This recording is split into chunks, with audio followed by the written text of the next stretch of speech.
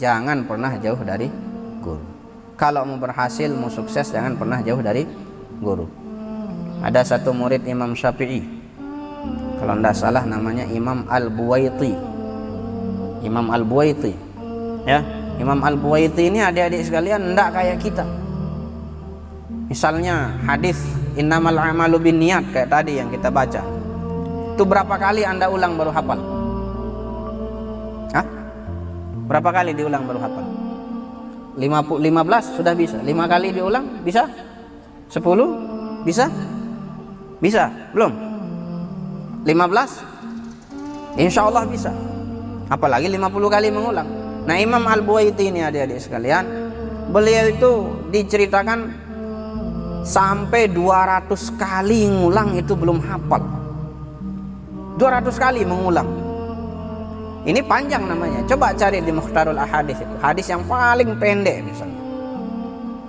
Cari apa hadis yang paling pendek di Mukhtarul Ahadits. Ya, itulah misalnya dikasih. Nah, beliau kalau dikasih itu diulang 200 kali beliau belum hafal. Enggak bisa hafal. Sampai 400 kali baru beliau hafal. Hadis padahal pendek. Nah, tapi kalau murid Imam Syafi'i yang lain-lain, sekali, 2 kali, sampai paling banter 10 kali ngulang, hafal sudah apa materi-materi. Nah, Imam Al-Buwaiti ini kayak tadi. Nah, tetapi ketika Imam Asy-Syafi'i radhiyallahu taala anhu wafat, ya, semua permasalahan-permasalahan itu kalau ditanya kepada murid-murid yang lain, tidak ada yang bisa menjawab sehebat Imam Al-Buwaiti. Maka semua permasalahan-permasalahan itu kalau ditanyakan kepada Imam Al-Buwaiti mesti bisa beliau jawab. Dijawab dengan jelas, kemudian dengan rinci. Padahal keadaan beliau tadi ketika menghafal 200-400 kali baru bisa hafal dengan hadis terpendek seperti itu. Nah, ketika ditanya apa rahasianya? Rahasianya satu, adik-adik sekalian. Apa rahasianya? Rahasianya adalah beliau itu dekat dengan Imam Syafi'i. Beliau itu cinta kepada guru beliau yaitu Imam Syafi'i. Nah, maka adik-adik sekalian, di dalam Al-Fawaidul Mukhtarah itu disebutkan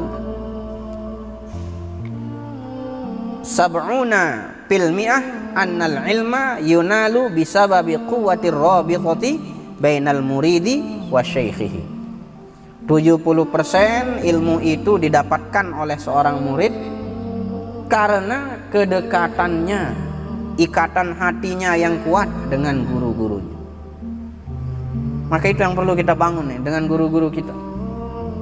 Ya, betapa banyak orang yang rupanya secara zahir dekat dengan gurunya, tetapi ternyata dia jauh dari guru-guru. Kenapa? Karena dia tidak sepenuhnya dekat dengan guru-gurunya dari hati. Rupanya saja yang dekat dengan gurunya, tetapi hatinya tidak dekat dengan guru.